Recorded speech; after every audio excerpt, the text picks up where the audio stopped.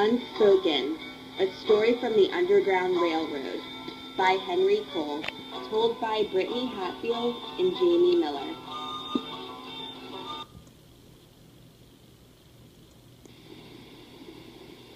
Seeing the soldiers in uniform around town was nothing new for Sally.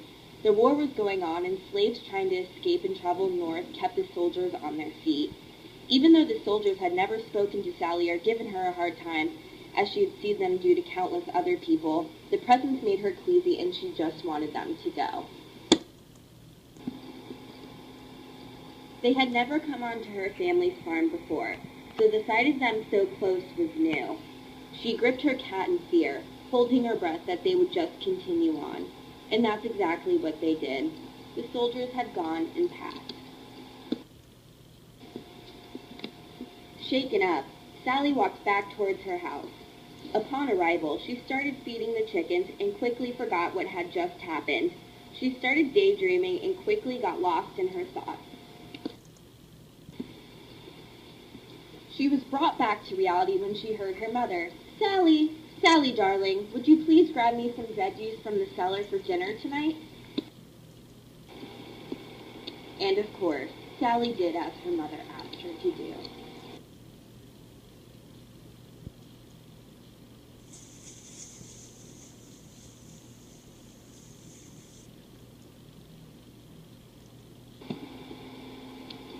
Sally started grabbing some vegetables as her mother had asked when she heard a noise. A rustling in the corn stalk? At first she thought it might be her cat, but as she looked down, she saw Mr. Whiskers was standing right next to her. He was looking into the corn stalks and was equally as intrigued by whatever had made the sound. Sally figured another animal must have found its way inside the cellar. She walked over, ready to shoo away an animal that had gotten inside. However, what she saw was not an animal. It was a human's eye peeking out, and in the 3 seconds it took Sally to turn around and run, she could tell that it was a slave's eye, and that that person was very, very terrified. Sally ran as fast as she could from the cellar back to her house. When she got back to the house, she waited outside the door. What was she going to do? It was a difficult choice. She knew that whoever was hiding in the corn was a slave, and that the slave was trying to make it up to freedom up north. In her heart, she knew what she had to do, but was she that courageous?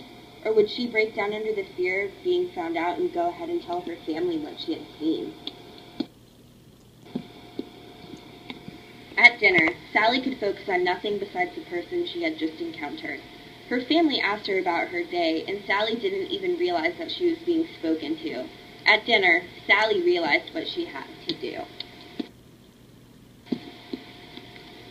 Later that night, after dinner, Sally walked back to the cellar.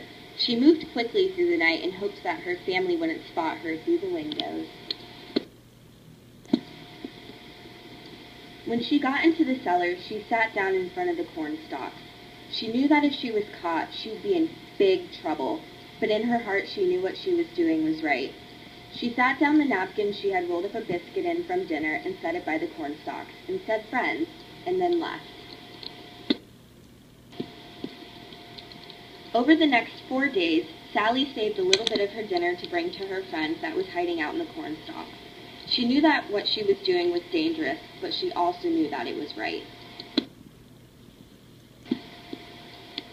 And every time Sally brought food, she'd leave and say, friends. Whoever was in the corn never responded, but Sally knew in her heart that the person felt the same way. It was a cool day, 5 days after Sally had made her friend, and something felt off. Since waking up, Sally had this feeling that something was wrong. She was walking back from milking the cows when she saw them on her farm. Again. Sally peeked from around the corner and saw the soldiers, and this time they were not just passing by. The soldiers were looking around the farm, and some were going into her house. Sally snuck her way into a cabinet and eavesdropped as the soldiers talked to her family. The soldiers sounded very angry. Many slaves have been running away. We must find them. If you know where any are hiding or anyone involved with hiding them or helping them escape, let us know. If you know any information and don't inform us, you could be in huge trouble.